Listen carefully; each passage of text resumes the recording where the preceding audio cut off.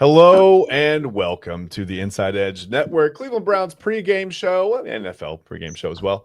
It's week 3. The Browns are going to take on the Green Bay Packers at home. Listen, we're brought to you by LPV Productions as always. I want to shout that out first and foremost. Again, Packers, the Browns are a 7.5 point underdog at home this week.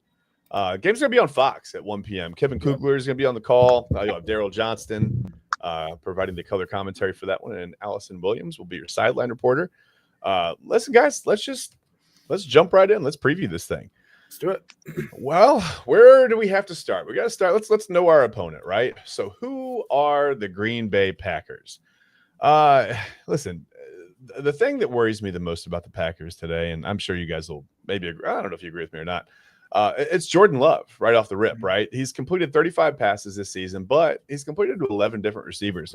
And I was actually watching the Packers in week 1, and I think Jordan Love started 6 for 6, and he had 6 completions, all to a different guy, right? Like he just finds the open guy. He's not really like, he doesn't have a go-to receiver. We know about some injuries, whatever, in the receiving core.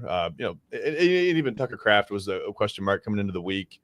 Or coming into the day, I should say. I'm Right. still not sure. I think Ryan and I, you saw that he's going to play today, right? He's going to play today. Yes. Okay.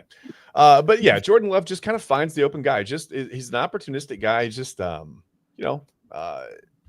not like, I don't know. He's just good at just finding that open receiver and making the most of his opportunities. So, who are the Packers on offense to you guys? Like, Ryan, when you look at the Packers, what do you see on offense? I mean, is there anything that stands out to you? I mean, yeah, definitely Jordan Love, like you said. I mean, he's averaged 240 yards per game. He's got 480 yards this season already with 4 touchdowns and no interceptions.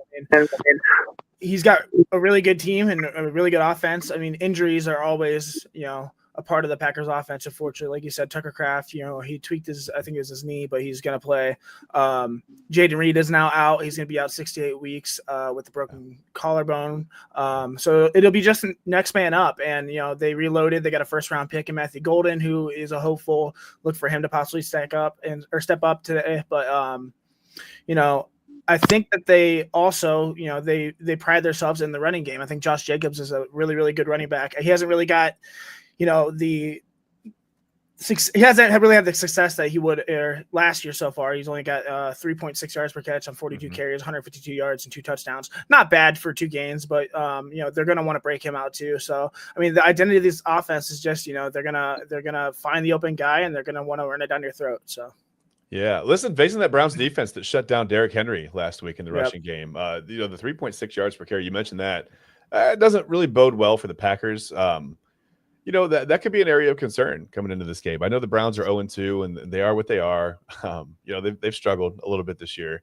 But weirdly, they've actually outplayed both of their opponents. They just haven't outscored them. So, TK, you look at the Packers on offense. What do you see? I mean, we mentioned Josh Jacobs. Listen, if you watch the Commissioner's Couch right here on the Inside Edge Network, you know how much Ryan loves Tucker Kraft. I mean, Tucker Kraft being out there today, that's going to make a difference. But what do you see? When you look at the Packers offense, I mean, how do you feel, TK?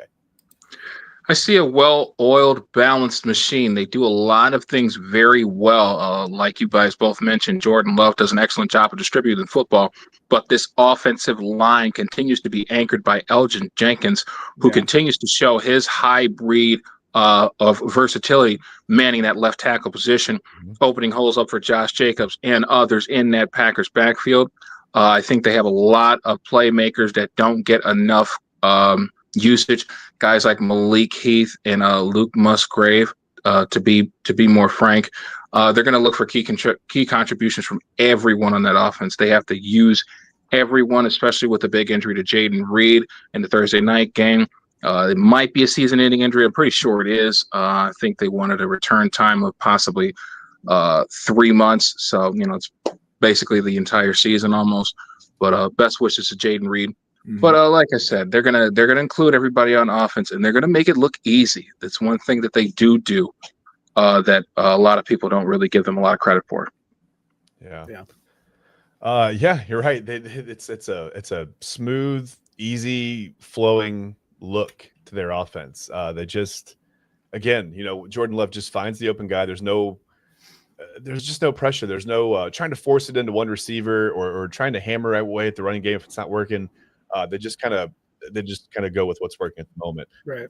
One interesting note that I found that I saw that I had to mention to you guys makes Jordan Love maybe just a little more dangerous this season, especially. Okay. He's going to turn 27 years old. And if you're a Green Bay Packers fan, or if you know some really weird NFL history, you might know that when Packers quarterbacks turn 27, it's trouble for the rest of the league because Bart Starr, Brett Favre, and Aaron Rodgers all won their first Super Bowl in the season in which they turned 27. So I thought that was an interesting. The 27 club. The 27 club. MGK. It has a whole new connotation there, positive connotation, right? If you're a Packers fan. The positive 27 club, yeah, not right. the 27 club that we know and, have revisited time and time again. Yeah. No, Jimi Hendrix, Jim Morrison, and all the other people. Yeah, it's it's an amazing stat. It's a weird stat. But sometimes sports are like that. I mean, sports have a way of just being kind of strange sometimes. And I got another Packers one real quick. Yeah, just for fun. Who was Brett Favre's first completion to when he was in the NFL? It's a great question. Who is it? Brett Favre. It ricocheted off the helmet and he caught his own first pass. Yeah. Is that interesting? Okay. Yeah. All right. I remember Eli Manning and I weirdly remember Joe Burrow in high school in like a state semifinal or state final game completing a pass to himself. That's weird. Yeah, quarterback completions themselves. We should look that up. Anyway, on next week's show, quarterback completions themselves. But yeah, I think if you're right. It's the running games. Josh Jacobs. Does he get going today? Can Jordan Love do? I mean, listen, the Browns did a decent job of limiting the damage that the Ravens did last week. But I mean, Lamar Jackson still threw for 4 touchdowns. So I think I still think that's definitely possible. To have a big game against the Browns. It's just you never really know, and we'll talk about it a little bit later. Which Browns defense is going to show up, right? But first, let's talk about the Packers defense because we are learning about our opponent right now. We got to talk about the Packers defense. I think we all know who the key is, right? For the Browns, when you look at the Packers defense, it's Micah Parsons. You got to slow him down. Rumor is that back sprain is starting to feel a little bit better. I don't think I remember we talked about he's going to have an epidural before every game. Whatever, he's going to get a shot, whatever it was. That's crazy. First of all, yeah, my wife complains about her epidural spot all the time because it's always sensitive. So if you're going to get that every week, wow. Yeah. You would have to think that would do some long-term damage as well. For sure, yeah. Yeah. That's what I'm thinking. By the way, shout out to the women because, man, the things they go through, women are amazing. Anyway, but Micah Parsons, supposedly lower back's feeling better. Listen, if he's not as limited as he has been, that could be big. That could be trouble for the Browns today. Their offensive line's a little bit banged up. And when you've got Micah Parsons out there and friends, I mean, it's not just Micah Parsons. TK, tell us a little bit about the Packers defense because it's a little bit scary at times, no? Yeah, you're most certainly correct. It is not just Micah Parsons. You have to take on the likes of Rashawn Gary as well, that other edge rusher that is so massively underrated. This guy, obviously coming from Michigan, is a key part of their defense, continues to get better every year. Devontae Wyatt, the defensive tackle from Georgia, he's starting to get his feet wet and starting to make a lot of plays, not just a splash plays here and there. He's starting to be a very big constant in that defense. Edrin Cooper has 22 tackles through 2 games and has looked like one of the best linebackers in the NFL this year. I do know it's early, but he looks very good in coverage. He hits everything that moves. We talked about Evan Williams, the strong safety that's starting as a 7th-round pick from Texas. Yeah. He continues to make big plays, both in the passing game and as a run support defender as well. Very good hybrid safety.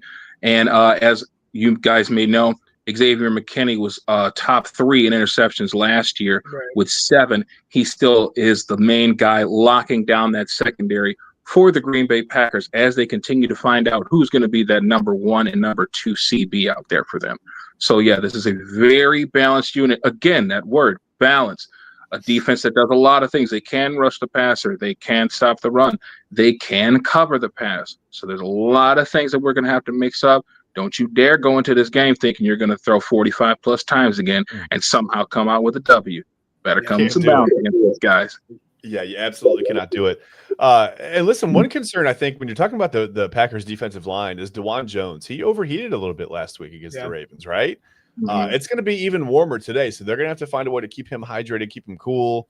They got to do whatever they got to do, and that offensive line's a little bit banged up. I mean, Jack Conklin, KT Levison, they're going to need some type of elevated play out of whatever combination it is of those guys going. Ryan, anything else about the Packers defense that stands out to you when you look at it?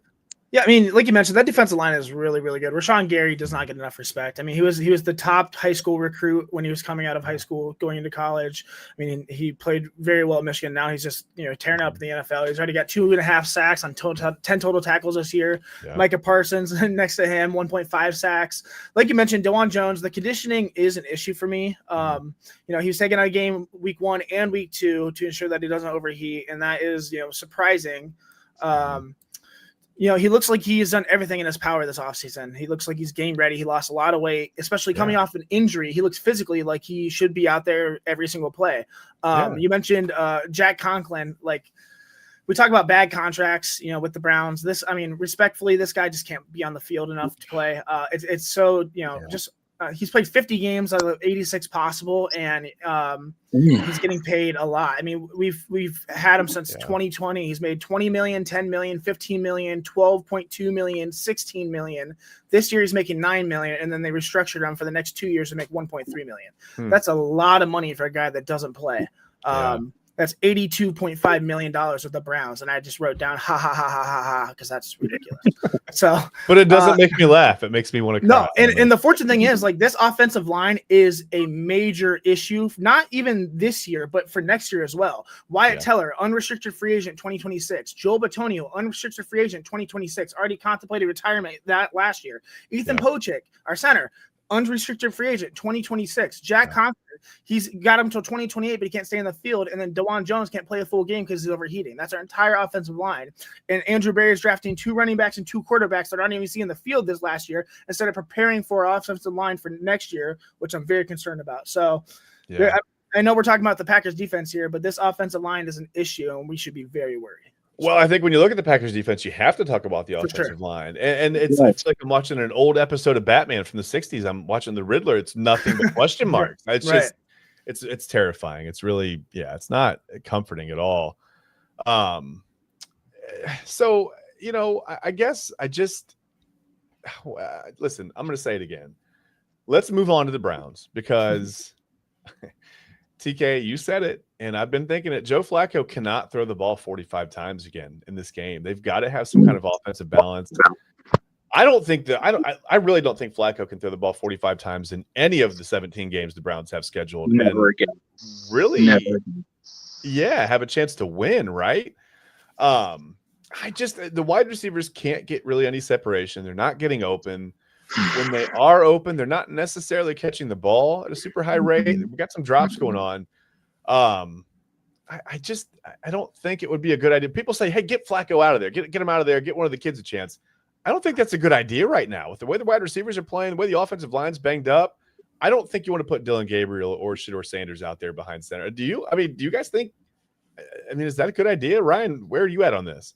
No, first off, you're right. Flacco cannot throw the ball. I don't think he can physically throw the ball 45 times a game in a couple games in a row. So that's just irresponsible. TK mentioned the word balance a lot. This offense has to be balanced. The running game has been atrocious the first 2 weeks.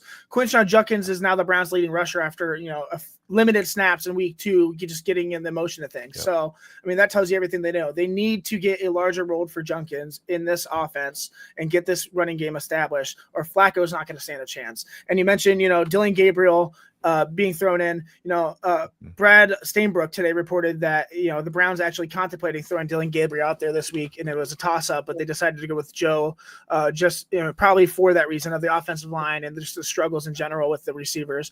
I think it would be irresponsible to throw them out there right now, and I've been the one that's preaching that these guys need to play, but you're just going to get them hurt. This is going to be a Deshaun Kaiser incident again, where you throw them out there where they're too. This schedule is very, very difficult, especially in the first 5 games. Game 6 is against the Steelers. We'll see how they are. Their defense looks trash. TJ Watt sucks. Whatever. Nonetheless, there's your ha ha ha. Yeah. So it would be irresponsible to throw them out, but I mean, the first thing they have to do is balance this offense, or else it's gonna be really bad. Austin, real quick on YouTube said we gotta have some ability to run the ball. Flacco is not the problem. Austin, you're right. Yeah, and I mean, shout out to AP. What's going on, brother? Yeah, it solely relies on Stefanski. He's got to balance his offense, and otherwise, Joe's arm's gonna fall off. So, yeah, absolutely. Yeah, Austin, not incorrect at all. Thanks for the comment. Yeah, I don't know. I mean, listen, right now, speaking of balance and speaking of getting that running game going, the Browns, their yards after contact are primarily the same as their rushing yards right now. Right. That's not good. If you don't know it, I mean, that means guys are getting hit right at the line of scrimmage, right? Like they're basically getting the ball, getting hit, and trying to make plays on their own with no help. The offensive line's not opening up any holes. They're not moving anyone off the line of scrimmage right now. And when you've got Rashawn Gary and Micah Parsons and just that front set of the Packers, it worries me a little bit. TK, and you said something about the secondary. I'm going to go back to the secondary for just a moment with the Packers. A seventh round pick. What is it like to hit on a seventh round pick? Like when we have trouble here hitting on first round picks, right? Like, yeah. I don't know. I think Mason Graham was a good one last year. I don't think that's going to be a problem going forward. I agree. You never know. Obviously, health is always a concern, but I thought that was a solid pick. I think it's going to continue to be a solid pick going forward. But yeah, to hit on a seventh round pick must feel really good. That's incredible. You got to think that you found gold with that one, especially when you can usher in a guy so quickly to be one of the key contributors of your defense, like Evan Williams has been these past 2 weeks. And I expect it to continue. The guy has fantastic range. He likes to hit, like I said earlier, he likes to be in that run support role. Won't do the coverage all the time, likes to be a versatile safety, wants to do it all. And you can't ask for more from that from a safety, especially a guy that you got in the 7th round. My goodness. Right. So definitely a big hit for them. And I expect them to make a few big plays in today's game. And honestly, they traded away Jared Alexander, right? I mean, is that his name? Their top corner from the first round pick, Jair Alexander. So the fact that they can trade him away, get picks, and then basically replace him with a 7th round pick, that's invaluable. That's really good general managing right there. So yeah, that's fantastic. That's something we don't really necessarily always know about here. I do want to talk about, what if the Browns can't get the running game going? What do you do? And maybe this is a byproduct. Maybe this is why it looks so bad, right? Joe Flacco throws the ball 45 times a game. If he's throwing, swing passes and throwing balls out in the flats, maybe that's not so bad, because I think you have to use David Njoku more. I think you got to use Harold Fannin Jr. more. And I think maybe you're going to have to use some combination of Quinshon Judkins and Dylan Sampson. Dylan Sampson's shown that he can catch the ball out of the backfield and do some things on the short. So maybe you have to use that short passing game as the running game a little bit until you find a way to get it going. And I don't know if it's like just working on some zone blocking schemes. Go ahead. I'm sorry. Go ahead.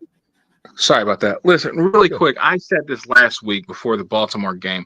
We need to find a way to use all 4 of these running backs. Yeah. Somehow, some way, we need to get something out of Quinshon Judkins, Dylan Sampson, Jerome Ford, and Rocket Sanders until we can figure out what the hell it is we have to crack out of this receiving core to get these guys to perform the way that we need to perform. We need some type of balance. That doesn't mean slam your head for 2 or 3 yards up the middle every carry. That means, listen, we have 4 running backs, 3 of which are rookies. All of these guys are very dynamic. The only real power back that we have is Raheem Sanders. Quinshon could fill in that role as well, but he's more of a do-it-all type of guy. He's going to be our bell cow anywho. But yes, we need to use all 4 of these guys that we have in the backfield for this game. Somehow, some way. Do the run game, do the pitch, do screens, line them up in the slot. We have to figure something out. We have got to figure something out. We cannot have the same anemic offense where we're doing the same things, where we get the little bit of separation that we can get, and we got our top guys dropping the football. Granted, it's not happening every play. It is happening far too often. Yeah, got 2 or to 3 yards per play isn't going to cut it. And to your point, Emmanuel Griffin says, move forward in the slot at this point. I don't disagree with that at all. Yeah. I mean, respectfully, I disagree. I think that, I mean, I tweeted out last week that, playing Jerome Ford over Quinshon Judkins, even though it was Judkins' first game, was malpractice for the offense. I mean, 6 rushes for 35 yards. He can catch the ball in the backfield. 5 catches for 23 yards. I agree. Throw him in the slot. But I mean, I would love to see the percentage of plays go in Judkins in his favor for sure. I think that Sampson for sure can catch the ball in the backfield. And Sanders there as a third running back is great. I loved I mean, look at his 2022 film at Arkansas, one of the best running back seasons in college I've ever seen for Raheem Sanders. I was so stoked when we got him from the Chargers. But nonetheless, I just think that Jerome Ford is inefficient. We know what we got in him. He took a discount to be here, and they chose him over, Nick Chubb. I think that he doesn't need to be in this backfield right now. I mean, throw him in the slot, try something else, but he's just too inefficient for me. And I want to balance this out more in terms of passing and rushing. So we need more percentage of rushing plays, and I think that Judkins needs to take that role. Yes. Yeah, I agree. They're going to have to find something. Judkins did look good last week. I think you'll see his role expand. I hope you would see his role expand as we go on. They're not. Maybe they need to try to create some opportunities on the perimeter. I think they've got some guys that have decent enough speed to get on the perimeter and make some plays. Like you said, TK can't hammer everything up the middle. Can't go between the tackles every play and expect to really have any success the way the offensive line's playing right now. Hey, we're going to take a quick break. On the other side of the break, we're going to talk about if there's any hope at all for this Browns wide receiver room. In a couple of different ways. Is there hope for them to just, hold on to the football? But also, is there any hope for anybody in that Browns receiver room to have a big game? It just doesn't seem like we can't get anybody going right now. So again, we're going to take a quick 2-minute break. We'll be right back on the Inside Edge Network.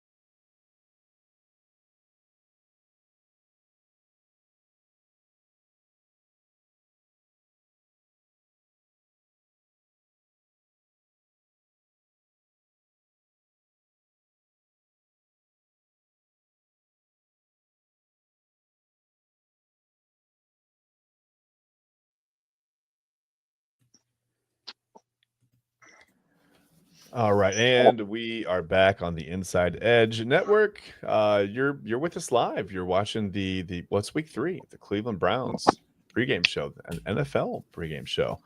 Again, I'm here with Ryan Mosser and TK Dandridge. I'm Chad Bryan, and again, we wanted to just kind of get back to this Browns wide receiver room because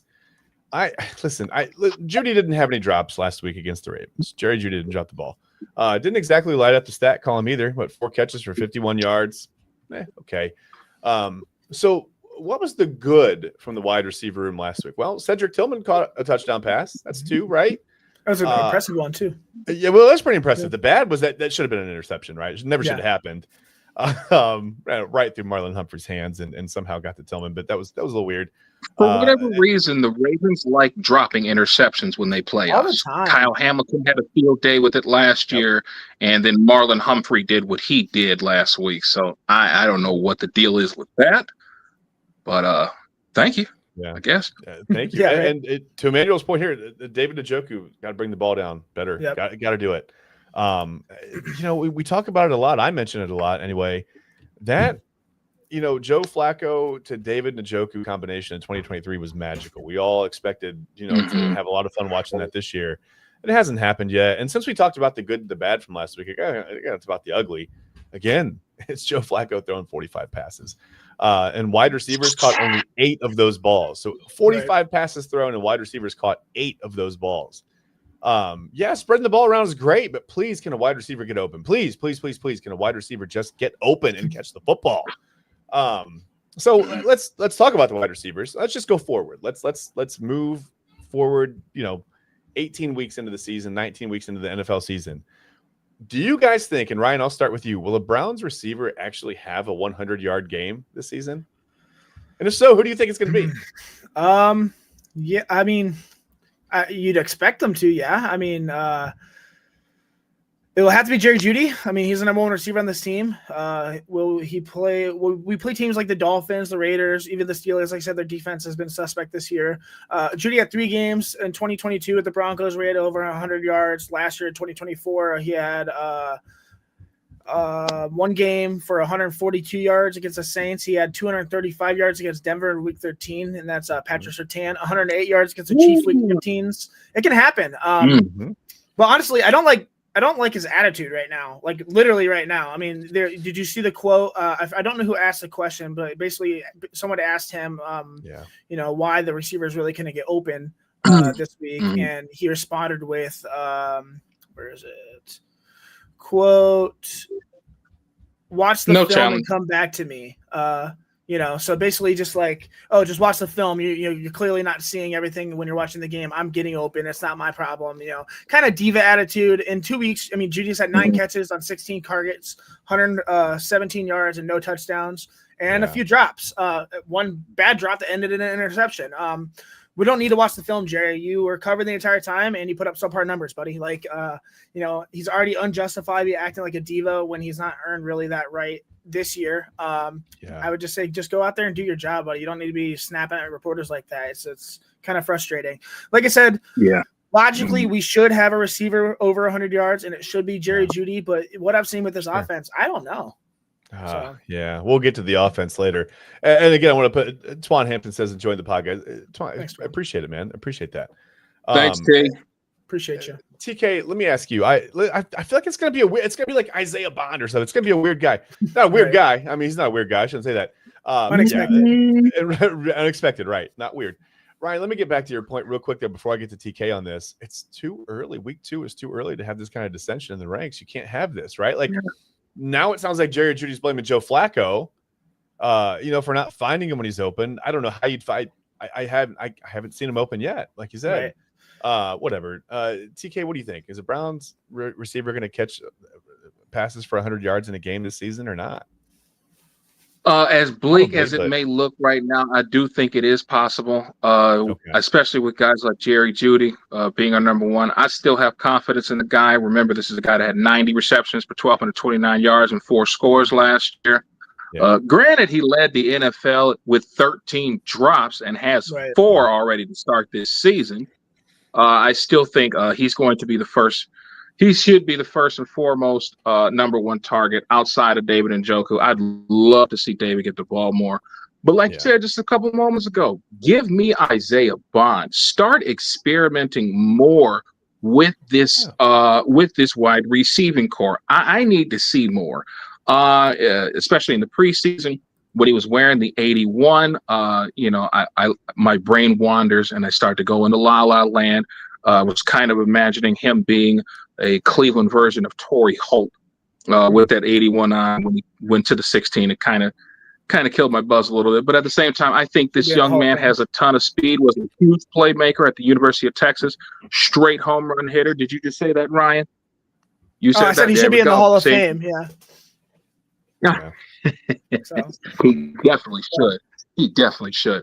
But yeah, I definitely need to see some experimentation with this wide receiving core.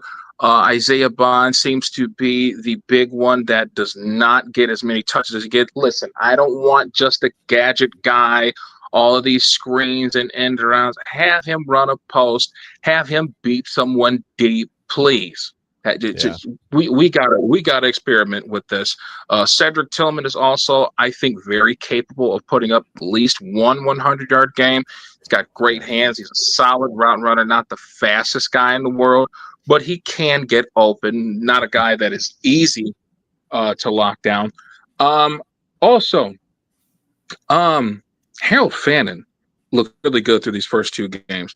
I definitely think he can get a 100-yard game. I think to be honest, I think he may be the first one to get it.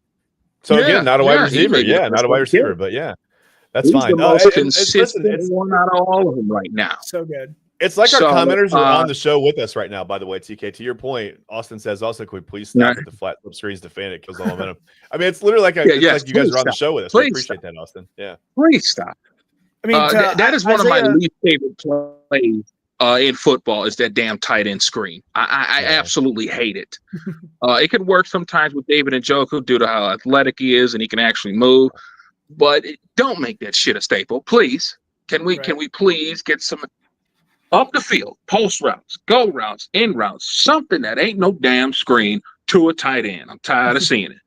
Yeah. We should all be tired of seeing it by now. To Isaiah Bond's credit, he's only been with the offense pretty recently too. He signed right before Quinshon Judkins issue got resolved. So once he's still getting integrated. He didn't really go through the OTAs or anything like that. So expect him to pick up some steam here soon. And talk about Judy, like going back to him real quick, like he just broke 1,000 yards in his career last year. So like, has this guy really honestly earned the right to act like a diva? I don't know. And you might mention Harold Fannin. Like I think he might be honestly our best receiver. I love David Njoku, but I've been mentioning Njoku's on a contract here, and if Fannin's going to continue to play like he is, and Njoku's not going to continue to get the ball, he could be a prime trade candidate, and we could just move on and just have Fannin slip right in. I know that Stefanski likes his 22 offense and his tight ends, but it's going to be an expensive contract that Barry's going to have to face here within the next year. So a lot of unrestricted free agents next year.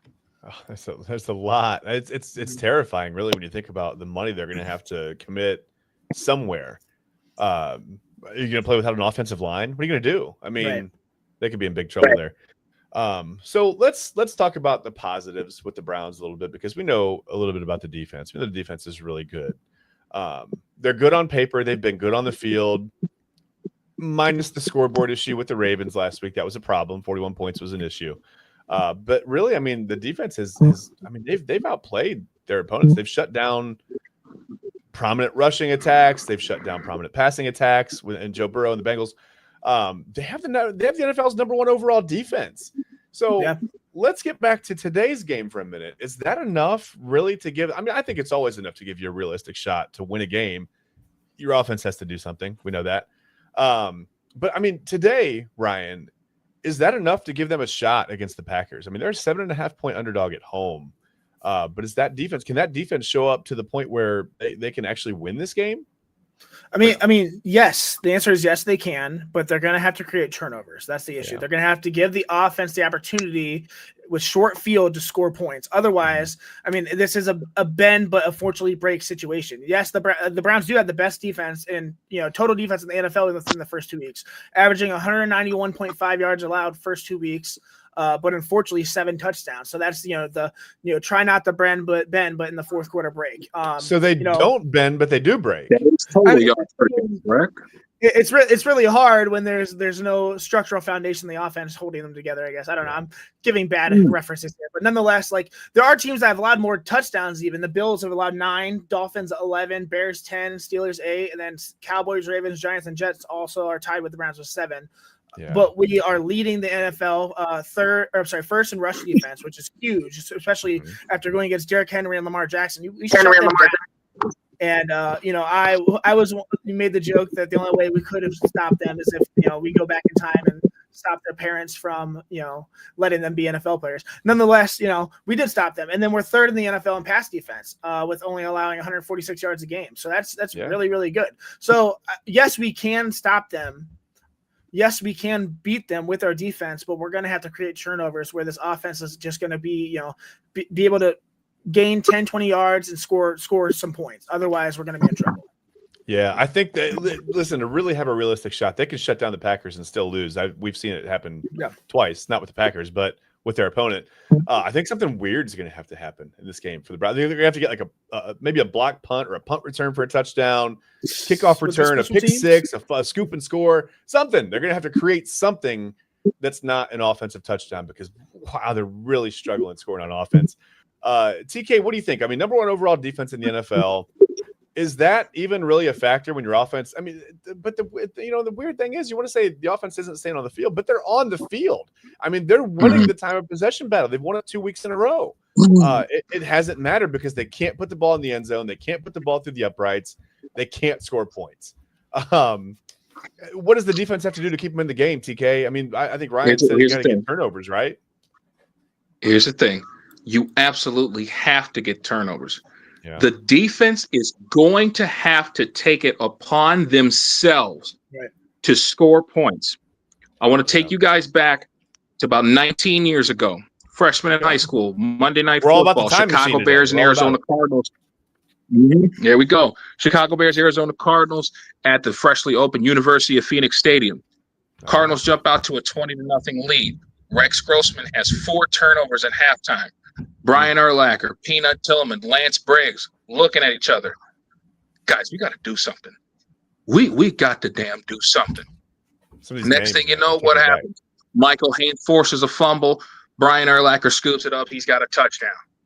Couple plays later, Charles Tillman picking up a fumble, running it to the house.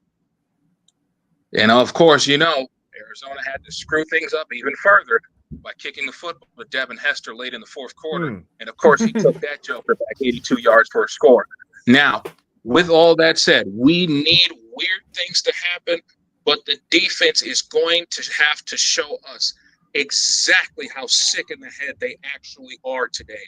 You guys are going to have to be the offense. Miles, I don't need you just putting the quarterback on his ass. I need that ball out. And whoever is around you, Isaiah McGuire, Mason Graham, Malik Collins, whoever is around that football, you are to pick that thing up and you are to run it back to the crib. We need it. We need it. I'm tired of seeing Myles Garrett's Hulk-looking ass up there pouting at the damn podium after every presser because he know damn well he shouldn't have took that $160 million because you knew what it was. Sitting there lying to folks talking about you knew what was going to happen. You knew this was going to be a 6-man quarterback competition, but don't you lie to me. I'm a grown man, dude. Don't you sit here and lie to my face like that. You knew damn well you had no idea what was going on with this franchise. So, sir, you got to get ultra funky today. Yeah, we got TK getting excited. He's getting emotional, but we're trying to stay live on YouTube, so we got to be careful. But yeah, I agree, man. They got to have something. You're good. I'm just messing with you, man. But yeah, you got to get weird. Like the defense has to make it weird today, right? Like you got to make it weird. Carson Schwarzenegger could be that guy, right? He could create some turnovers. You got Myles Garrett. He seems like he would be a human turnover machine, but yeah, he was struggling a little bit this year to get some turnovers. He's gotten to the quarterback, but no turnovers. Think about it this way. Yeah. Sorry to cut you off. You're good. You're and if you think about it this way, nothing makes sense after every game that we have played this year. This is not the week to start. No. This is not the week to start at all. Things got to get weird and in our favor. We just have to. TK, nothing's made sense since 1999 when this team came back into Cleveland. It's just nothing's made sense. We talked about the cycle. We have a group text. We talked about the cycle, how it's like a couple of good teams, couple of above average teams, rock bottom, below average, a decent team, rock bottom, below average, a Right. decent. It's just this 5-year cycle that they're in that, while other teams, it's maddening to watch a team like the Chiefs, and the Chiefs are trying to avoid an 0-3 start. And we'll get to that in a little bit. We'll go around the NFL and take a look at some matchups. Yeah, but it's like, you watch these teams that are the Patriots for so long under Tom Brady and Bill Belichick were so good. The Steelers have been very good. I know Steelers fans are tired of the first round playoff exit, but whatever. Be quiet. Shut up. Please don't talk to me about don't say that. I don't want to hear it. It's just the Browns have there's no consistency. It's so maddening to watch a franchise who has it all at their fingertips. I mean, they have money to spend. They have, they've populated the front office with Harvard smart guys, right? Like, and they can't figure it out. They've got Haslam money. They've got all the things that you need to be successful in the NFL, except for wins. They just can't win. They cannot win a football game. Right. It's maddening. Yeah, I don't know. Billy says, Miles needs to start going for the strip. All the quarterback hits. Yeah, he should definitely have more forced fumbles. I mean, that's kind of where I was headed with that. Like, DJ, you should be a human turnover. Trip sacks, Appreciate that. Yeah, Billy. Thank you for the comment, man. The dog agrees. I mean, everybody agrees. You know what I mean? Like, everybody agrees. So let's do this. Let's kick it real quick. Let's talk about special teams for the Browns. Andre Schmidt was questionable leading up to whatever. He had an MRI yesterday. They say the calf's all good. I don't know what he has a strained calf. What did he do? He got hurt in practice this week. I'm confused about what happened this week. What happened, Ryan? That's what we heard. What's that? I didn't hear what you said. Sorry. He's dealing with a calf injury. I mean, they said he's going to play, so we'll see. But I mean, I don't know. Is that good though? I don't know. I mean, especially with Young Wei Koo out there who just got cut, who has the resume, I guess, in the NFL and has been around and has had success. So yeah, I mean, it might be a good thing, but I don't know. Time will tell, I guess. Yeah, Koo struggled with a missed kick in week 1, but whatever. That's a missed kick. We've got that down. We know that here.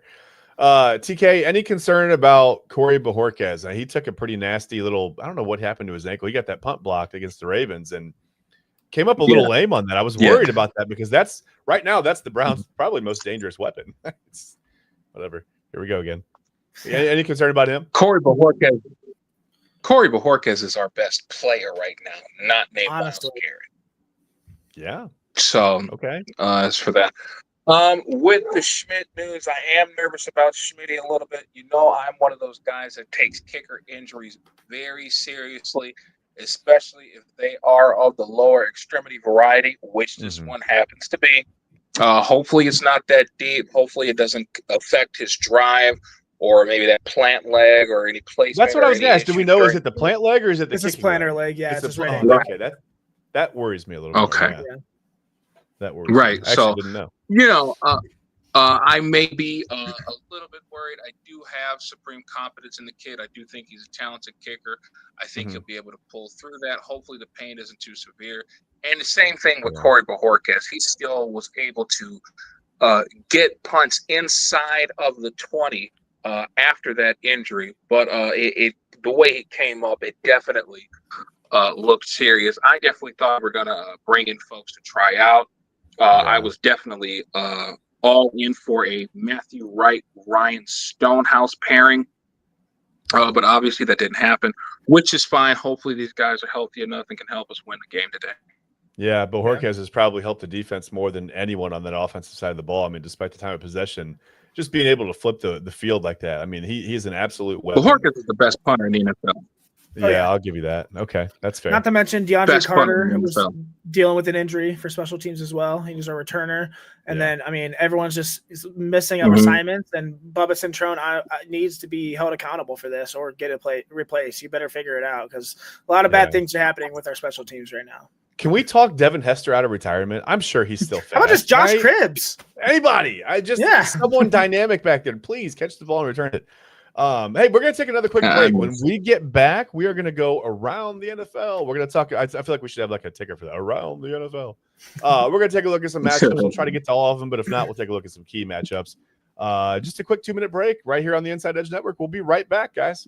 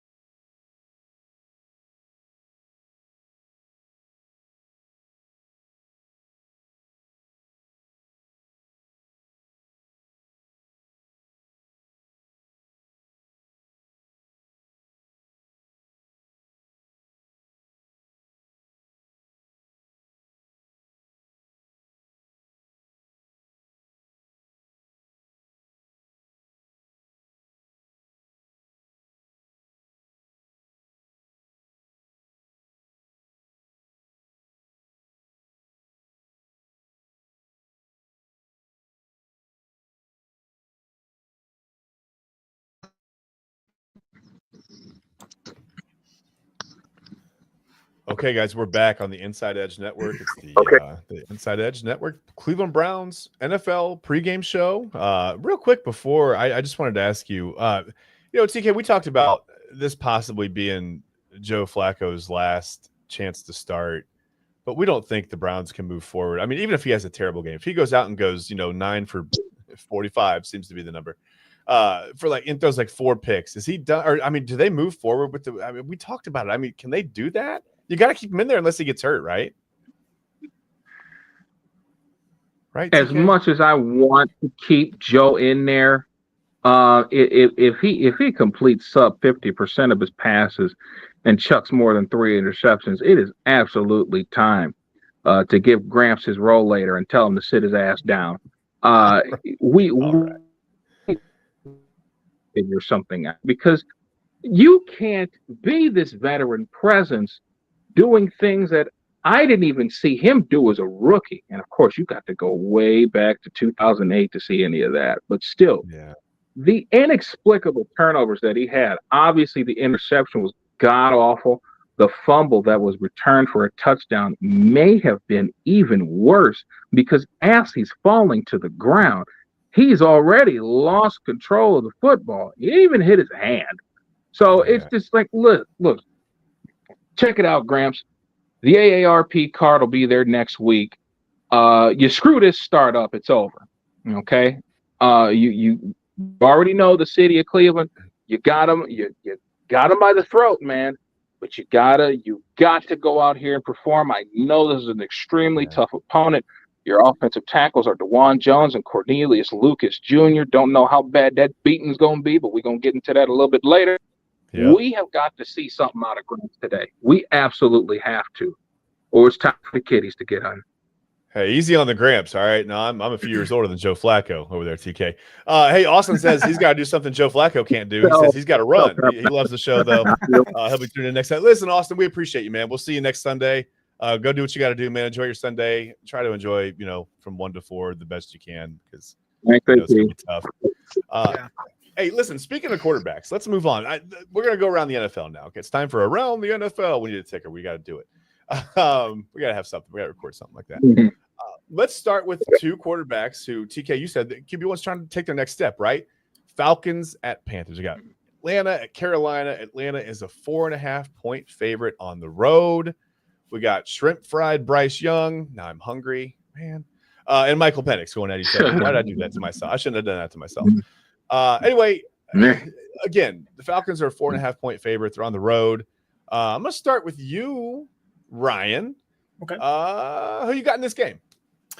It was a toss-up for me. I like Atlanta's offense. Obviously, Bijan Robinson is one of the best running backs in the NFL. Sure. I don't know. I think I'm going to take the Packers this week. Bryce Young's looking good. I've been saying that Ted McMillan is looking like a wide receiver 1. The only problem with him right now is that he's not catching touchdowns. Hunter Renfrow is. So as soon as he gets those touchdowns, he's going to be. He's getting the yards, he's getting the targets, he's catching the balls. He's just not getting the targets in the end zone. And as soon as he does, he's going to be on fire. Chuba Hubbard looks great out of the backfield. Give me the Panthers this week. Why not? I think Atlanta's offense is going to be good. Obviously. Drake London I expect him to be a very, very good receiver this year. He's struggled a little bit so far, but a lot of the top receivers have in the NFL so far this season, the first 2 games. Give me the Panthers. Give me the upset. Why not? All right. TK, I see you smiling. Ryan, picture Panthers. We know TK loves the Panthers. I know you got a Panthers t-shirt under that Browns jersey. TK, who you got in this one, man? Who you got? I'm gonna go ahead and follow Ryan. I'm gonna take the Carolina Panthers at home. Right. I know they are a 4.5-point underdog. Atlanta's defense looks very stingy through the first 2 weeks. You got veterans like Jesse Bates and David Onyemata that are really angry about the way that last year ended, especially to those Carolina Panthers in their dome as they lost 44-38. But I definitely think this offense took a step forward in the loss versus Arizona last week. I need a little bit better production from the offensive line. However, you got some key components missing. Center Austin Corbett is injured. I think he hurt his knee. Robert Hunt tore his triceps. So Cade Mays and Chandler Zavala will be filling in for those two guys today. I do expect well play from both of them. We got to remember, Cade Mays was the starting center for the Carolina Panthers when Bryce Young went on his hot streak to end the year. Going to take Carolina Panthers and that offense to fully wake up and register their first win of the season. Okay, I'm gonna go against you guys. I listen. Bijan Robinson too much. I think Michael Penix is gonna make another Gumby play in this one somehow. Looking forward to that. I'm gonna take the Falcons. I got the Falcons. 4.5 point favorites on the road. Let's move on to the battle of the backups. The Bengals at the Vikings. Right? We got Carson. I saw a meme this week that was like Thanos. Carson Wentz is inevitable. Right? Like he's always there. Bengals, Vikings. Wentz is starting for his sixth team in 6 years now. The Vikings are a 3.5 point favorite at home in this one. It could be a wonky game, could be kind of weird. TK, you start with this one. Bengals, Vikings, who you got? I'm going to take the Bengals and the over. I think Jake Brown did more than enough to show that he is a very viable backup quarterback in the NFL when Joe Burrow went down in 2023. Obviously, there was that infamous moment where they were playing the Vikings in Cincinnati at Paul Brown Stadium. Jake Brown emphatically tossed his helmet and uttered the words, "You shouldn't have effing cut me." And I swear I fell in love with that kid ever since then. The guy is a very accurate thrower of the football. He's very calm, very poised. He will get this Cincinnati offense to where it needs to be. Now, it won't be to the likes of Joe Burrow. Obviously, he isn't that good. But at the same time, he is a very above-average backup quarterback in the NFL, and he will keep this offense afloat. Cincinnati and the over in Minnesota. These guys are all the best of the best. Some guys, listen, you can't put a chip on some guys' shoulders, right? It's that extra little boost that they need. Ryan, your thoughts on this one? What do you think? Yeah, I'm actually going to take the Vikings this game. Okay. The Bengals defense is the Bengals defense. I'm pretty much, you can almost guarantee just streaming against that defense for the entire year. Jake Browning is very accurate. I mean, they have Jamar Chase and T. Higgins, two of the best receivers in the NFL. Chase Brown, but I mean that defense is just, I don't think is, like I said, it's going to be a bend and break situation. Carson Wentz is not awful. I mean, they still have Justin Jefferson. They still have T.J. Hawkins had a slow start, but he still is a premier tight end in this league. And although Aaron Jones was hurt, Jordan Mason, I mean, I think they're actually taking a step up with Jordan Mason. They started Aaron Jones saying that, he's going to catch more balls out of the backfield. Mason has more catches out of the backfield. And now that Aaron Jones is hurt, I think Mason getting more workload is going to be a problem. I think he's a really, really good back. I think it'll be a close game. Like you said, battle of backups. It's not going to be super flashy, but give me Minnesota here. So fair enough. Listen, Carson Wentz was so dynamic, that athletic playmaking ability in college. You thought he would develop into a guy like Josh Allen, whatever. Looking forward, we didn't know that Josh Allen was going to be Josh Allen then. But yeah, I'm going to go with Carson Wentz and the Vikings. It doesn't have so much to do with Carson Wentz as it does to do with that Bengals defense. But yeah, I'm going to go with the Vikings, 3.5 point favorites at home. I think they win by a touchdown.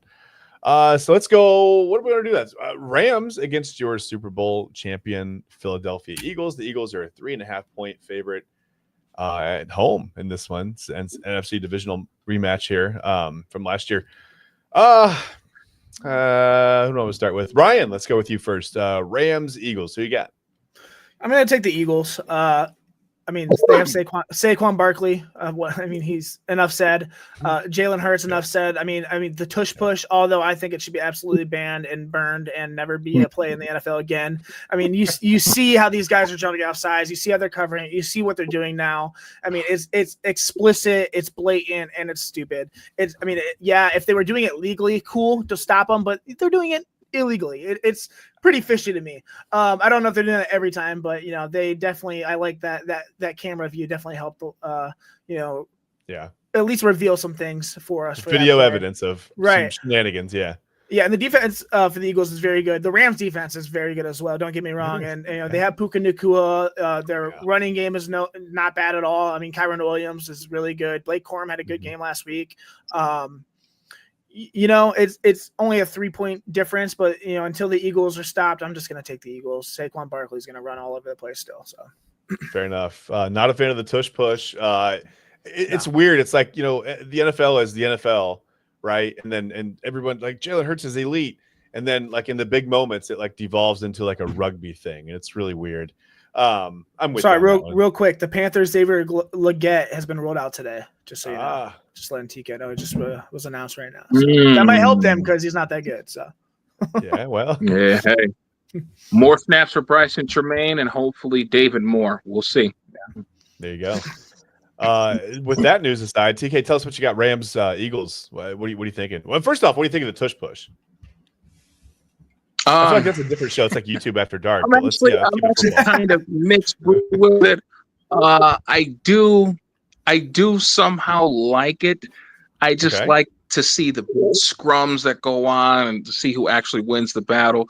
But when you look at them and how they line up off sides every other play, it's just hilarious to see how that goes down and how nothing gets called. It's just, it's just real funny to me. But, except for when they threaten to I give don't. the offense a touchdown because the defense kept jumping off. So whatever. Yeah, it's weird. So weird. Yeah, that it makes very little sense. But I am kind of a fan of it. Okay. The good thing that I like to see is when it actually gets stopped.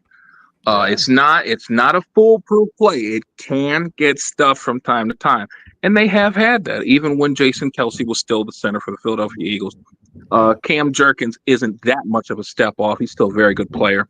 We've talked about their offensive line, how good they are Probably already. not as good of a podcast, though, right? Sorry. Right. But yeah, as far as it, I'm kind of mute on it. If it gets banned, fine. If not, that's just gonna have to mean that you guys got to stop them. Okay. But as far as the game goes, I'm going to go with the Eagles. The Eagles and the Rams, I think, are both two of the most complete teams in the NFC, not named the Green Bay Packers. They do a lot of great things on offense. Matthew Stafford is still Matthew Stafford. Their running games are very good with Kyron Williams and Blake Corum, just like Ryan said. Devontae Adams and Puka Nacua out there on the perimeters.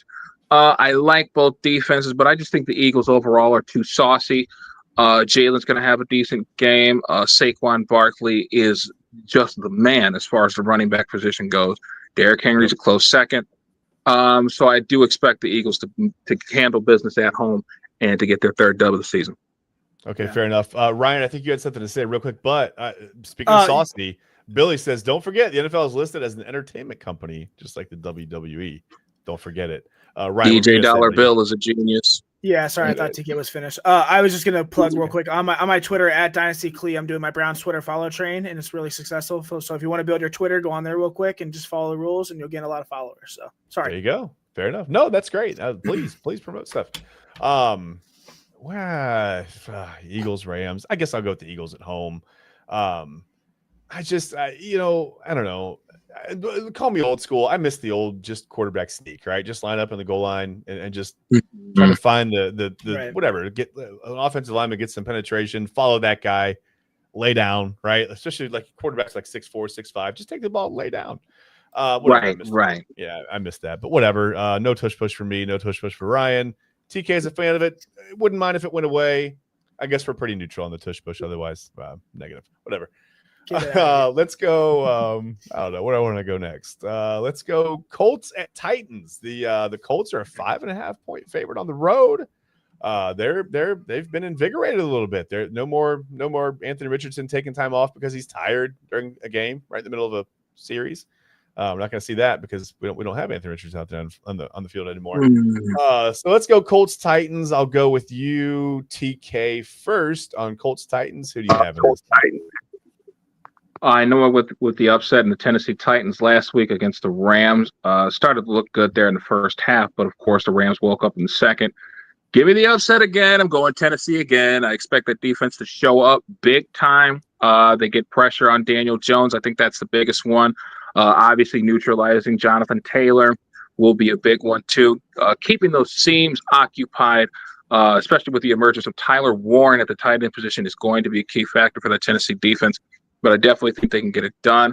Love how Roger McCreary has played through these first 2 weeks. He's definitely becoming one of my favorite corners in the NFL. Jeff Simmons is still Jeff Simmons. Should provide a lot of pressure on that interior edge. And Cam Ward, listen. the kids' box office.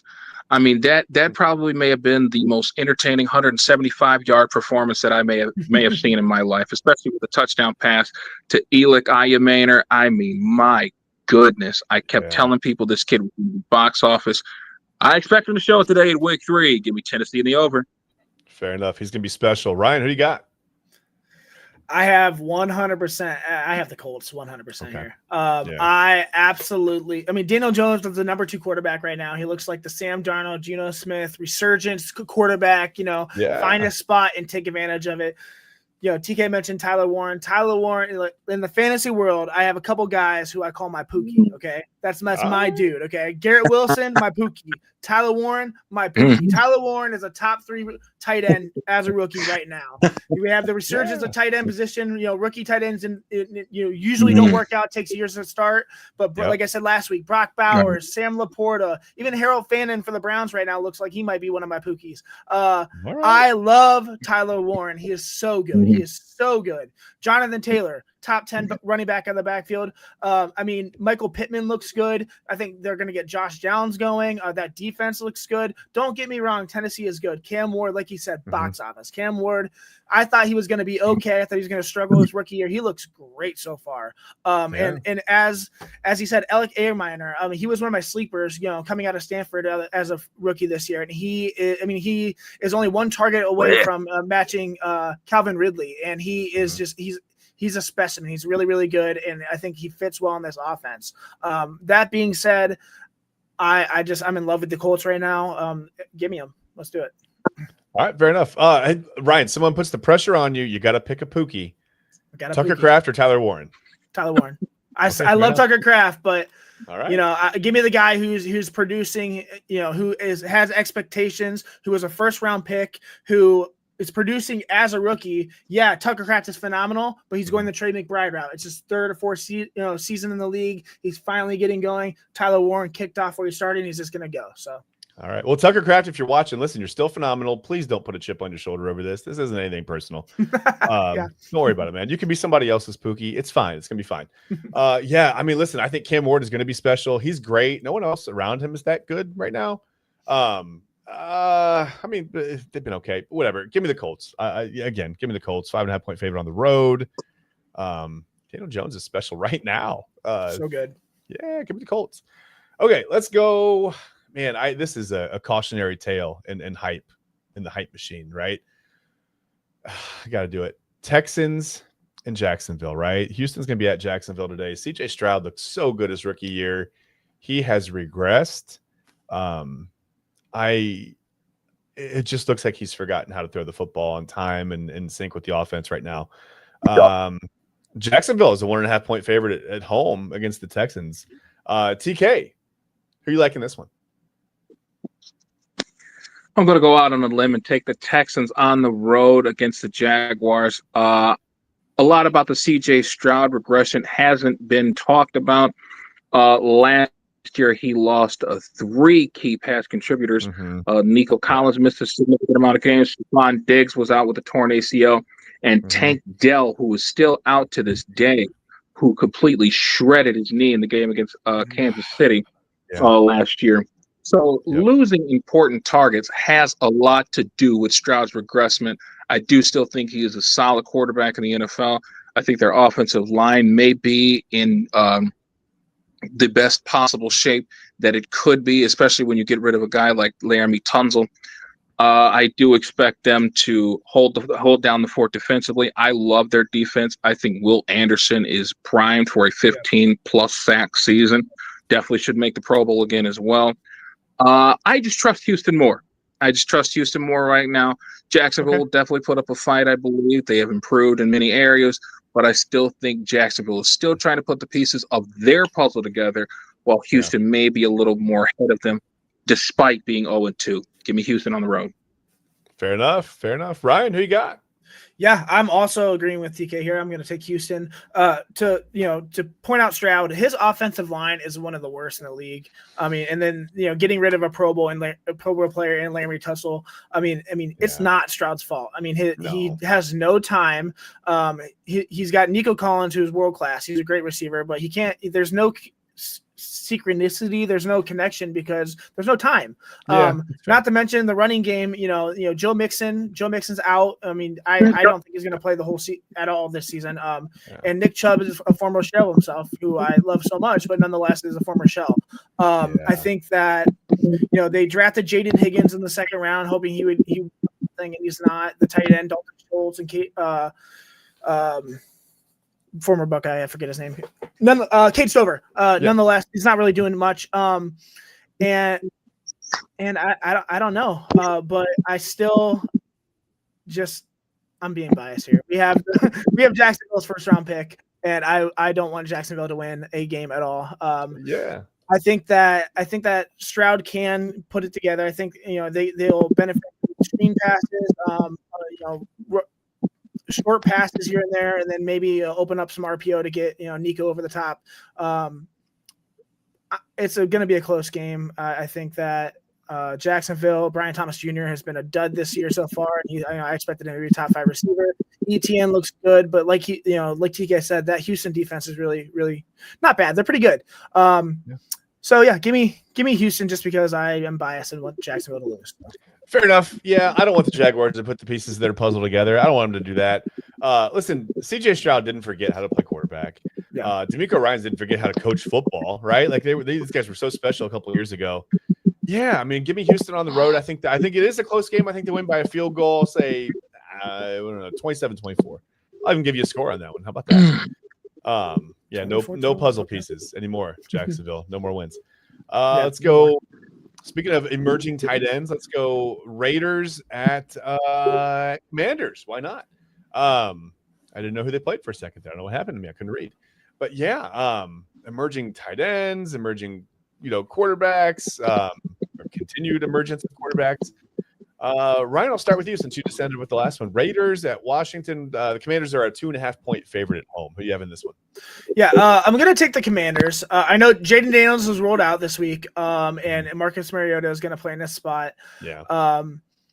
But Las Vegas hasn't looked very good in the Raiders so far. I mean, Brock Bowers is supposed to be the premier tight end, and they've struggled. Geno has looked awful. I mean, the very first pass last game, it was an interception. I think he threw 3 picks that whole game. Yeah. Not very good. And Washington's offense looks pretty good. I have faith in Mariota. He's a great vet. I actually have maybe more faith in him than Geno, and he's a backup. So, yeah. And the Raiders defense is not that good either. So I think with Washington, Bill Krosky, he's a late round rookie this year, but he's the starter now. He's, Austin Eckler got hurt, and, he's got a big task ahead of him in getting that run game going. And, luckily for him, Mariota can still run the ball as well. Deebo Samuel looks really good, and I expect Terry McLaurin to, pick up where he left off last week. He started to, he took a few months off because he wanted the contract. So I'm sure that, stinted his growth in the offense, at the beginning of the season.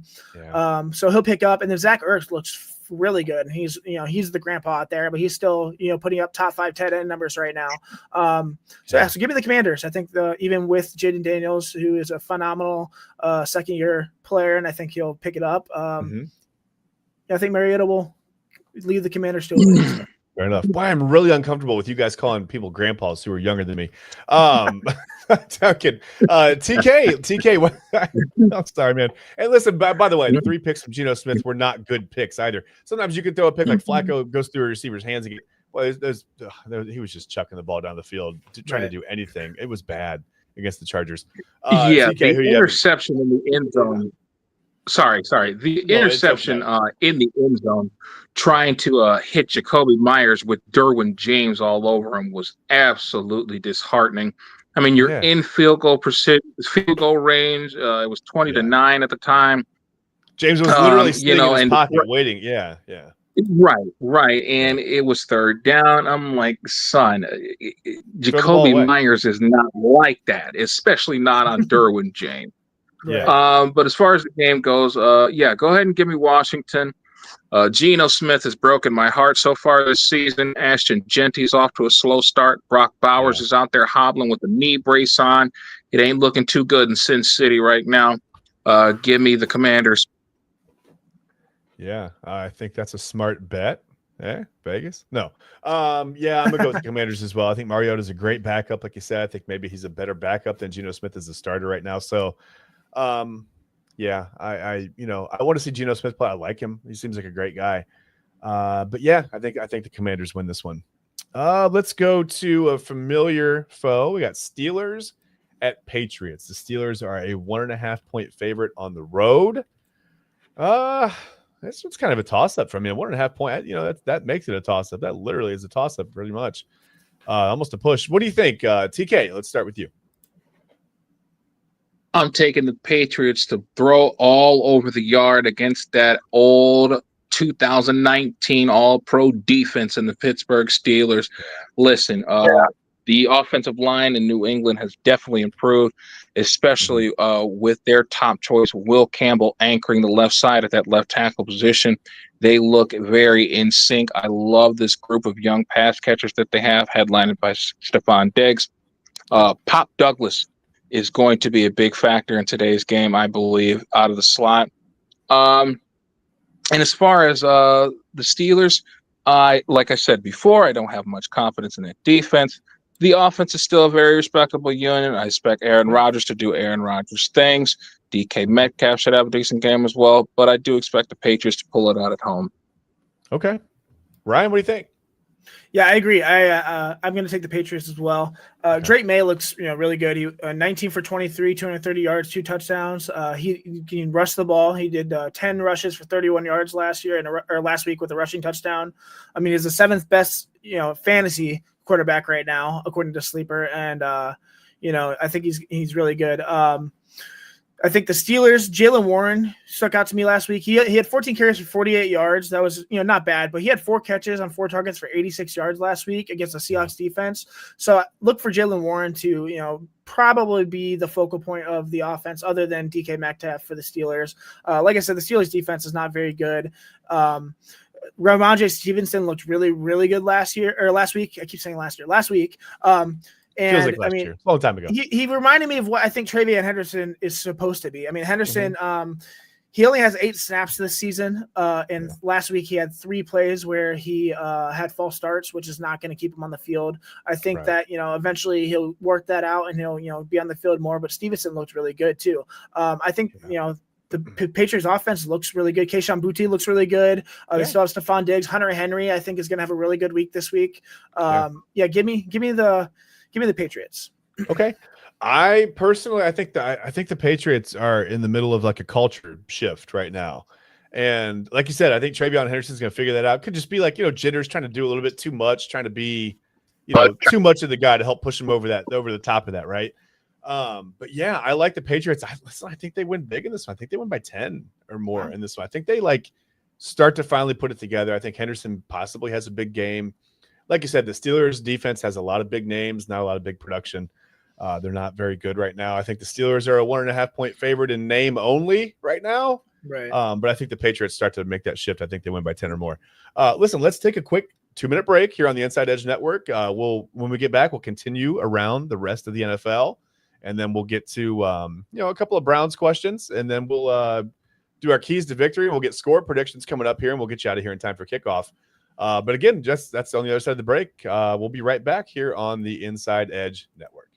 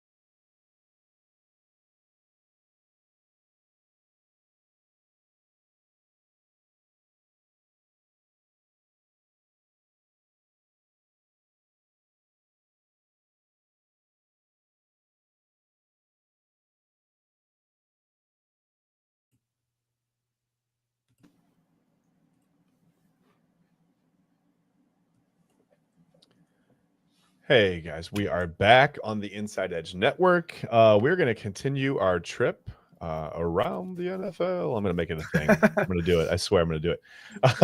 Let's get right into our old guy, Baker, our old guy. Makes me sad. Whatever, doesn't matter. It does matter. It does matter, right? Jets at Buccaneers, Jets Bucks in this one. Tampa Bay is a 6.5-point favorite.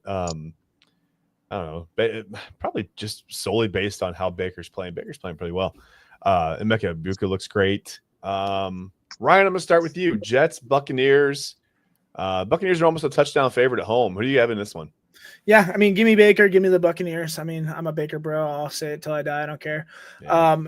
I think the offense looks really good. Egbuka is on the injury list. They said they might limit his snaps today. I don't I think that even matters. He's going to utilize his snaps, effectively regardless. And they still have Mike Evans. Bucky Irving picked it up last week. I still expect him to play better. The Jets are missing Justin Fields, and now we have Tyrod Taylor, former Browns quarterback, in playing. He's a seasoned vet, but we know what Tyrod Taylor is. That offense, Breece Hall still looks okay, but there was a lot of hope for Braylon Allen. He hasn't really stepped up in the backfield either. When you only have one guy, that guy's going to eat. Garrett Wilson will get his yards today. I don't know if he'll score, but he'll be effective in a fantasy aspect. But I think the Buccaneers are going to stomp them. So yeah, okay. TK, what do you think? Go ahead and give me the Bakers at home. Sorry. Give me the Buccaneers at home. No, leave it. I like it. Leave it. I like it. The Bakers.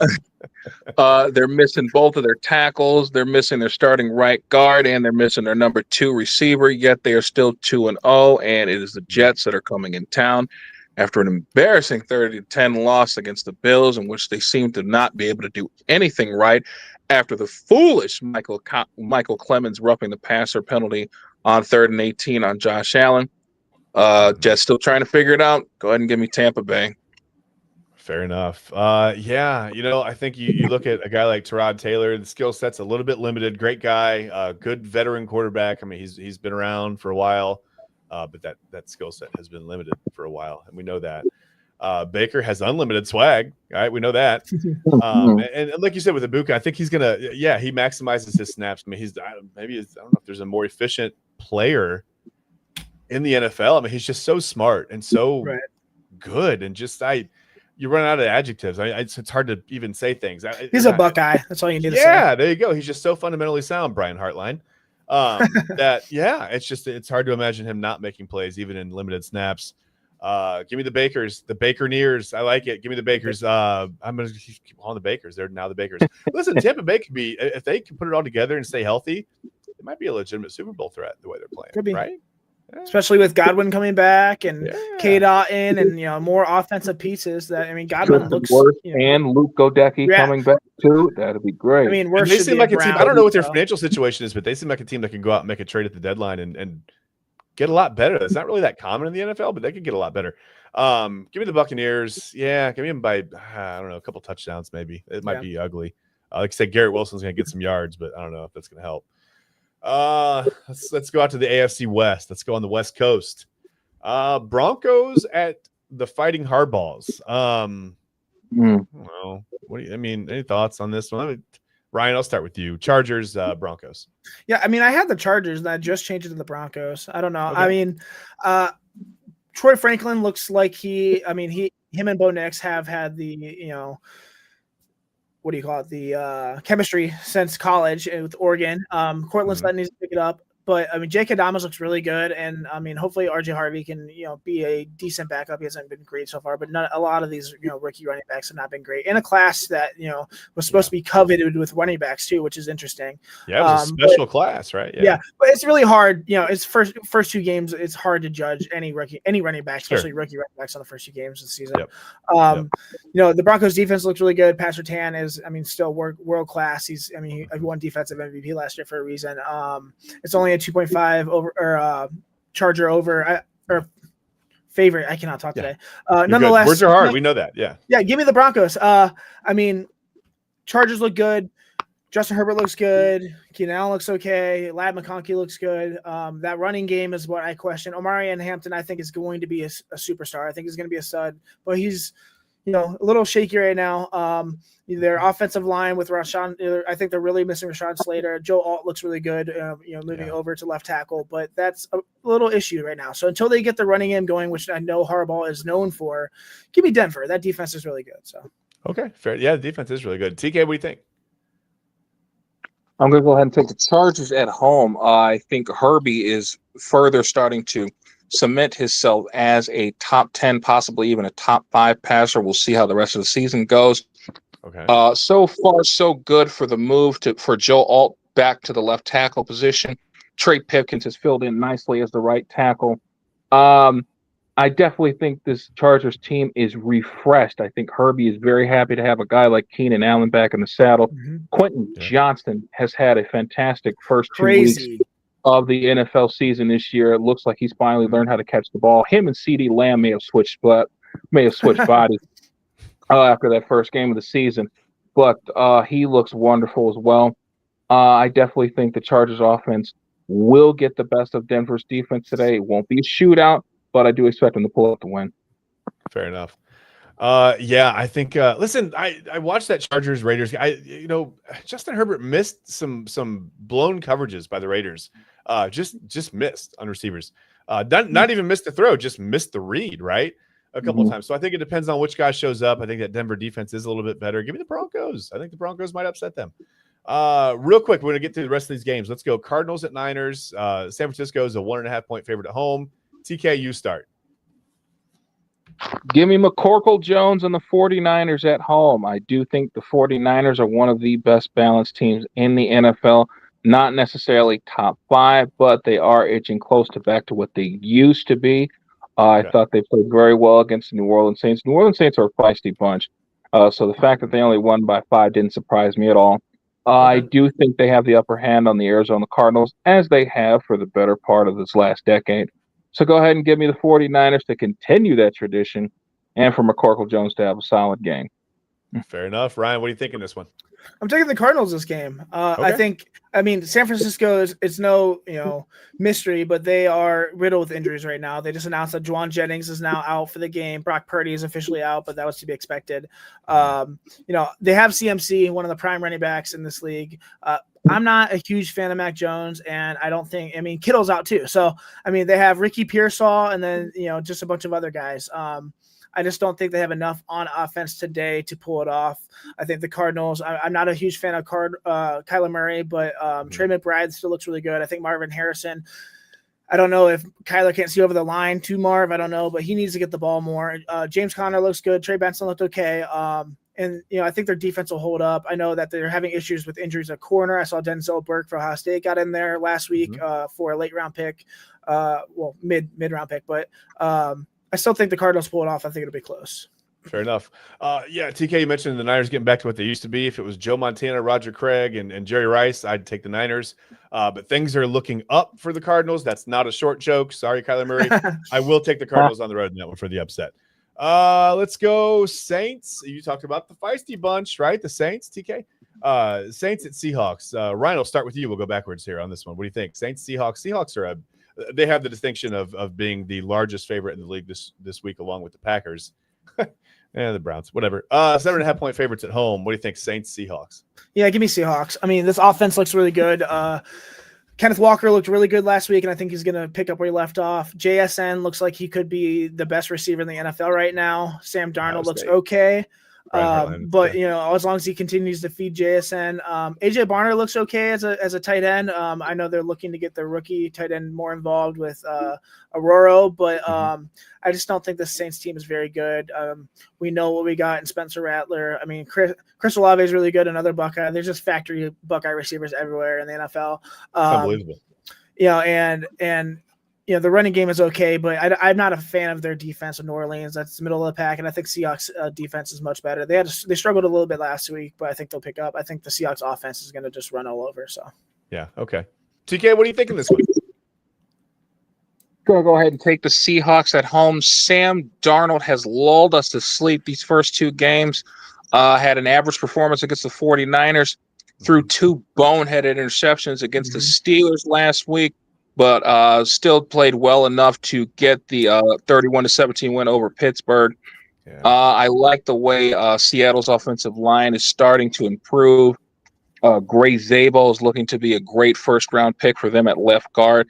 Has come in and played very well so far. The PFF grades may say different, but if you actually watch the game and watch them go to work on the field, you'll see exactly what I'm talking about. Zabel. Absolutely. Like I said, New Orleans is a feisty bunch. This will not be a blowout in any chance. I do expect a very competitive game. Spencer Rattler last week was awesome with 25 of 34 passes, 207 yards, and 3 touchdowns. Don't expect that type of performance again. You're playing a better unit, slightly better unit in the Seattle Seahawks. I do think that defense is a little bit better than San Francisco's, so I expect them to carry that on and get the win at home today. Okay, fair enough. Yeah, I'm looking at this one, and New Orleans. Yeah, the moniker here is no, so I'll just say no. Yeah, I'll take the Seahawks as well. Okay, well, Cowboys at Bears. The Cowboys are going to be a 1.5 point favorite on the road at Chicago. Chicago's had all kinds of problems putting a lot of things together over the years. They're like our sister franchise, right? They're whatever. TK, what do you think? Cowboys, Bears. I'm going to go ahead and take the Cowboys on the road, and I still think the Bears are still in the midst of trying to figure everything out, especially after the 52-21 drubbing in Motown last week. Wow.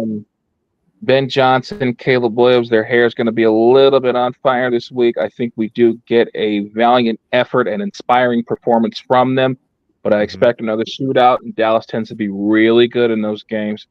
Give me Dakota Prescott and those Dallas Cowboys. Fair enough. Ryan, what do you think? Yeah, I'm going to take Dallas too. I mean, this was a toss-up for me. Roma Dunze looks really, really good for the Bears. So last week, it looks like he's going to be the wide receiver 1 for that team moving forward. When everyone thought that DJ Moore was, I also thought he looks like to be a trade candidate now. Sounds like they're throwing him on the block to see what they can get from him. What's that? Week 5, he's gone. Yeah, okay. I could see that for sure. I mean, DeAndre Swift also looked a little banged up. I think he's going to play, but he was questionable. Caleb Williams has surprised me. He's running the ball a lot, but there's not – I mean, I think the big issue right here is the tight end room. I think Colston Loveland was the 10th overall pick, and he's not getting the ball at all. Cole Kmet's not getting the ball either, and he looked really good last year. I just think that they cater this offense around Williams, but it's not clicking right now. Dallas has the stars. Javonte Williams looks really, really good in the backfield. CD, I'm looking for him to catch the ball better, but nonetheless, I think they're just a better overall team. So give me Dallas, but I think it'll be close. Yeah. Caleb Williams seems to have like a processing problem right now. Yeah. Dak is back. Give me the Cowboys as well. Okay. Now this is an interesting matchup. We got the Sunday night football game, right? The Kansas City Chiefs at the New York Tackle Football Giants. Chiefs are a 6.5 point favorite on the road in this one, despite the 0-2 start. Trying to avoid the 0-3 start. I don't know what happened to TK over there, but Ryan, what? I'll go with Ryan first. Ryan, can the Chiefs avoid the 0-3 start at New York? I mean, what do you think? It looks like they're favored. I mean, the NFL are they going to let that happen? They got the Chiefs go 0-3. Give me the Giants. Give me the upset. Okay. Give me Russell Wilson. Russell Wilson last week, 30 of 41, 450 yards, 3 touchdowns, one of the worst interceptions I've ever seen in my life. It was a punt. 3 rushes for 23 yards and a fumble. Dropped 37 points against the Cowboys defense. It was a career game. He went from is this guy going to be our starter moving forward after week 1 to literally having the best game of his career last week. Malik Neighbors, he's quarterback proof. He's top 5. He's going to be top 5 as long as he stays healthy forever.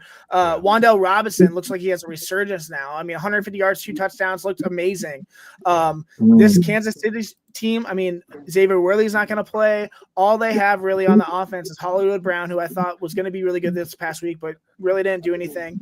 He's going to get the targets. They have Travis Kelce, and that running game is a mess. They have, like I said, 3 or 4 guys that are getting 5-6 carries a piece each game, and no one's really breaking apart. Give me the Giants. Give me the upset. Give me the Chiefs being 0-3. The NFL will be healing. So. Wow. Okay, TK, what do you think? Man, that's a hell of a pick, Ryan. I'd love to go ahead and side with you. That'd be great to see an upset. But I'm going to go ahead and go with the Chiefs. I love the effort that the Giants showed last week against the Cowboys.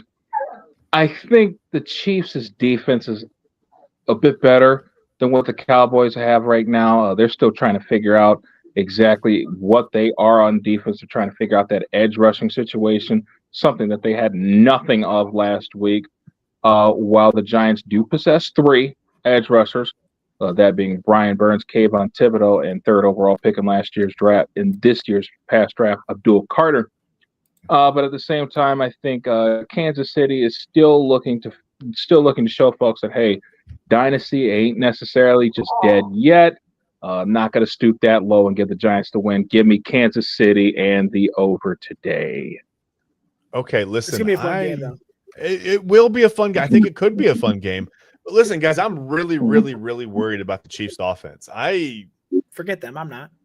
Well, yeah, I shouldn't say I'm worried about them. If I were a Chiefs fan, I would be extremely worried about that offense. I just think there's no identity. There's no flash. There's nothing. They have nothing right now. They have nothing going. I'm not saying they can't pick it up. They do have one of the best quarterbacks in the league. But, and he hasn't always had the biggest weapons around him, and he's made plays, but they just don't look right. Give me Andy Reid 0-3 for the first time in his career since I believe his first year with the Eagles back in the day. That offense, I mean, I think they're really, really missing Rashee Rice too. I think they sure need a wide receiver 1, and Rice was, emerging as that last year until he had that knee injury with Kelsey, the collision, and then obviously now he's suspended. Once he comes back after week 6, hopefully he's continuing with his conditioning because they're really going to need him, and I think he'll step right in and be effective in that offense. But until then, I mean, they don't have much, especially with Worthy being out. At all. They have Juju Smith-Schuster and Hollywood Brown. That's not a good offense. So yeah, week 6 might be too late, Ryan. Right. Let's go. Finally, Monday night game. The Detroit Lions, who seem to have figured out at least the offensive side of the ball with the new coordinator. That was crazy game last week. At our old friends, the Ravens, the Baltimore Ravens. You know them. They used to be the Browns. The Ravens they're a 4.5-point favorite at home. The Ravens, they didn't do much to impress me last week, other than scoring 41 points. Could this be like a shootout? Do you think? I mean, are we looking at I don't know the over under on this game, to be honest with you, but Ryan, I guess I'll start with you. You just tell us what we think, or tell us what you think, not what we think. How would you know what we think? Lions at Ravens. Who you have in this one? Yeah, I have written down the over under at 51.5 points. I think Ravens are 4.5 favorites. I could have changed. I wrote that down yesterday. Yeah, I'm saying give me the Ravens. Both have really good offenses. The Ravens had the unfortunate task of, going against the Browns defense and that great run defense and still just kick our butts. But nonetheless, Detroit has a decent defense, but they're not as good as the Browns. Both offenses are really, really good. I think that I expect the running game for the Ravens to. Derrick Henry has to do something. I drafted him way too many times in my fantasy leagues for him to be a dud. Week 1, he was the number 1 running back for the week, but he's got to pick it up. And I expect him to. Candidate or no? No, he's too old. No. Too old. Okay. But he's very, very good. That's ageism, by the way. Sorry, Grandpa. Just kidding. Nonetheless, Gibbs looks good. Amon-Ra Brown, he's a very, very good receiver. Jameson Williams looks okay. And I talked about Mayotron last week with Isaac Tesla over there. Detroit's offense looks good. It's going to be a shootout. Both teams are very good. I'm just going to take the Ravens just because I think they're going to get that running game going, and it's going to be really hard to stop Lamar Jackson and Derrick Henry if they have it going. So okay, odds makers think 28-24 Ravens. What do you think, TK? Line for this game needs to be at the very least 65. This is going to be a high-scoring matchup, and I do expect the Baltimore Ravens to pull away with it. Okay.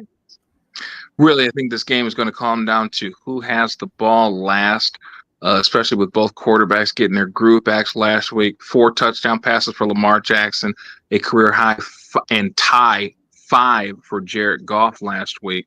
Definitely expect both of these offenses to get funky tomorrow night. Definitely going with Baltimore in the over and the close win. It might be one of the funnest games of the year, I think. So yeah, I think it could be like a 38-31, 38-35 kind of game. I'm gonna go with the Ravens at home on Monday Night Football, and that's it for Around the NFL. That's all we got. So let's I gotta stop doing that. let's talk about. I wanted to get into some things about Quinshon Judkins. We've talked about the running game. We've talked about the offensive line's inability to create any kind of running room at all this year so far in 2 games for the Browns. Don't know if that's going to go on. I think Judkins is a good player. He can make some plays on his own. I'm going to ask you guys real quick. Do you think some kind of change has been made to this offense? Because I know we're not supposed to say this part out loud, but it looks like the Browns are tanking. When you look at this play calling and the way the offense is designed, I don't know if it's like the Flacco's a little bit limited. I don't know what's going on really in the minds of Kevin Stefanski, and I just don't know. Do you think they need to make some kind of a change, and not necessarily a personnel change, just a philosophy change? I mean, Ryan, where are you at on this? I mean, first off, I think the Stefanski and the Browns are not in tank mode. I think they're out there trying to win. However, with the personnel and the schedule that they have, they were gifted with graciously by the NFL. They're not in a place to win. They're not. The NFL loves the Browns, right? Yeah, right. Ever since Bottlegate, I don't know. I've been saying it all summer. But as soon as Andrew Berry traded away the second overall pick and obtained Jaguars' first round pick for 2026, the Browns told you their plan. We're set up to be in tank mode. I think the players will obviously try their hardest to win, but they're set up to bring the most valuable pick for 2026 draft. I think with the holes that I foresee in offensive line next year, like I said, we have 3 unrestricted free agent offensive linemen next year. Then Jack Conklin, who can't stay on the field, and then DeJuan Jones, who I love, but also can't stay in the field because of heat issues. It's not going to be fun. They need to draft a quarterback probably high, a safety, the corners, Cam Mitchell, is he it? I don't know. I have a lot of faith that, they can put it together, but right now, I don't think they're in tank mode. They're not going to say that, but I think they're set up to be in tank mode. Yeah. All I can think of right now is, Myles Garrett, his quote after the loss, he said, quote, this crap's embarrassing. He said, the explicitive, after, we lost 41-17 against the Baltimore Ravens. He emphasized that we needed to improve the defense as a team, and talked about how, he struggled to hold the Ravens to 3 points when they could have, eventually overlapped or collapsed the defense. So he's just talking about just stopping the defense, allowing them to get field goals instead of touchdowns, and then hopefully, the offense will do their roles. He's clearly making it about him and the defense, but it's not true. I expect them to do that, but it's not true. We can read between the lines. I think that the first 2 weeks, the offense has clearly struggled. There's no balance, like TK said. I think that they have to get this run game going. Quinshon Judkins has to get the higher snap percentage and, be effective. I think he can. But right now it's unreasonable to think that the defense can stay on the field for most of the game and for us to win the game. Miles is right. It is embarrassing. But it's also embarrassing that the attitude is already after 2 games is that, this sucks. It's going to be a very, very, very long season for the Browns. Everyone's regressing into their own lockers in the locker room. It's terrible to see. Not fun. It's something that you said they've got to get the running game going, because next year you're looking, like you said, you're looking at a possibility of having 2 second-year quarterbacks, a rookie, and then a practice squad guy, and no offensive line, offensive line at all. So. And it's terrifying. TK, are they just real quick? Yes or no? Are they in tank mode or no? Not necessarily the players. Don't give me. I'm not talking about the players. I know the players are out there playing hard. I don't think the players are trying to lose. But set up from the top down, not necessarily the top, but the front office. Are they kind of in tank mode right now? They shouldn't be. And if this front office is real with themselves, they know as far as their rebuilding strategy goes, it has been absolutely fruitless and futile as far as the tactics of the strategy is gone. You had to sit through 4-45-1 for Baker Mayfield, who is no longer here, and Myles Garrett. I want no more of this tank talk, this rebuild, especially when you have ammunition with an extra first-round pick aiding you for next year. You guys need to get it right, though. As many games as possible. Exactly that part. Yeah. There's no point in you being in the top 10 2 times. You're going to screw them both up. Right. Yeah. So this tanking notion, no more of that. There has to be no more of that. And if we go 0-4, my stance still stands. I want everyone out of here except Schwartzy. Even the players? Everybody? Goodbye. Andrew Berry, goodbye. half this damn offense. Goodbye. No, I'm kidding. But anyway, as far You're as the not, big though, are change that you? we I mean, need, are you? Yeah. See, the thing is, though,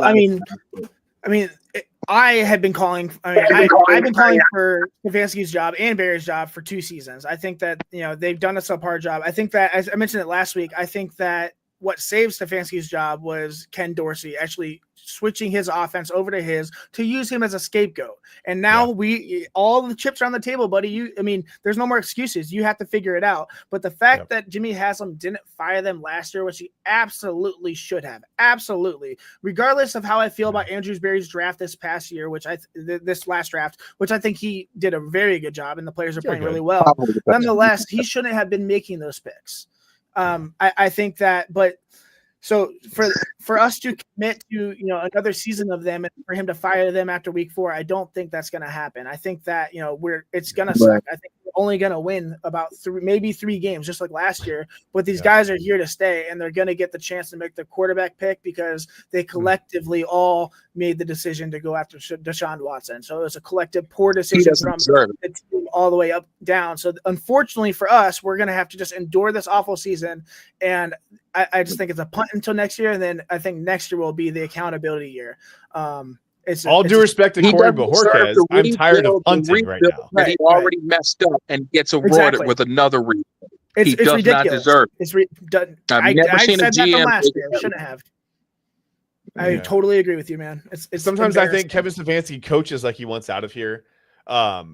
Listen, I think if they're going to pick a quarterback high next year, I don't want Andrew Berry doing it. I want someone else to do it. I don't care who it is. I do. I don't care. My God, is Ozzie Newsome? Can we? Anyway, he's still in Baltimore. Yeah, I know. Real quick, 1 minute or less. TK, give me a Brown. I'm gonna do TK Browns keys to victory. Ryan, I'm gonna have you give me the Packers keys to victory. And then we're gonna do a score prediction, and we're gonna get out of here and give you guys time to get the kickoff. So because I know Ryan, you want to check your fantasy lineup. TK, 1 minute or less. Give me Browns keys to victory. Go. Browns keys to victory. We said this already. Establishing the ground game is going to be extremely important. You got to secure those edges with Micah Parsons and Rashawn Gary coming into town. Give Quinshon Judkins at least 20 or more carries, and also use all 4 running backs. Second key to victory. We're going to go with the defense on this one. Do not fall asleep on the passing game. You guys allowed 43 yards rushing last week. You guys also allowed 225 yards and 4 touchdowns through the air on 19 pass attempts. If you're going to play defense, lock up the run and the pass. And third and most importantly, you must force turnovers. Even more so than that, like I said earlier, defense going to have to get super funky today and take it amongst themselves to score points for this football team. You know your offense is anemic as all hell. You guys make it weird. Are going to have to be responsible for this today. Make it weird. Make it weird. Yeah. Make it uncomfortable. Ryan, give me the Packers keys to victory real quick. Yeah. I have get to Joe Flacco a lot. I think that if he can make Flacco uncomfortable, obviously with the Packers defensive line, then he'll force mistakes. Stopping the run game and forcing the Browns to throw the ball. We saw last week, we can't win the game when Flacco's throwing 45 times. We need Quinshon Judkins to get the ball, and we need him to be effective with it. So if they can stop Judkins and just force us to throw the ball if we're down early, I think that'll benefit the Packers. Get Josh Jacobs going early as well. The Browns run defense is number 1 in the NFL after 2 weeks. I think that if they can get him going, that's just going to be a testament to their offense. And then lastly, just try to limit their injuries this week as well. So they have a lot of injuries on both sides of the ball, and they just need to come out healthy. So yeah, I agree with you. I think if you make Flacco make quick decisions, they're in trouble because they don't have a lot of quick. They just don't have places to go right now, and the receivers can't get open. So no, they can't. CK, give me a score. The tape. Yeah, it's on the tape. You can see it. Sorry, Jerry Judy. I know I made myself look like a fool next week for predicting a win. This is the last time that I will put myself on here and look like a complete damn buffoon in front of all of you. I am taking Cleveland 21-20. Wait, today I'm going with the Packers? The Browns. You mean the Cleveland Browns? You aren't talking about the Guardians to win. Okay. Chad, I'm Dusty Springfield in this joint today, okay? We're wishing and hoping and thinking and hoping. We sure are. You better believe Okay. it. All right, well, now I'm Go hungry ahead and I give want me to the go Browns jam. on the All upset. right. All right, fair enough. Ryan, give me a score prediction. What do you think? Yeah, sorry, I just lost it. I have Packers 35, Browns 10. Okay.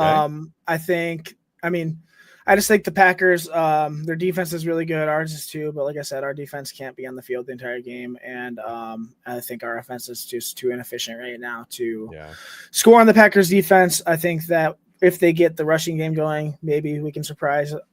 They can surprise us, but nonetheless, I do want to point out though, last week I predicted that the Browns were going to lose 42-17, and the game was 41-17. And the week before, I called a 1-point game, and it was a 1-point game. So we'll see. I was just going to say that. So watch that. Yeah, watch the 35-10. Been pretty good on my predictions so far. Luckily, obviously, just random. Yeah. But you and I are in the same neighborhood again. Listen, I think the Browns figure out one thing. I don't think it's offensively.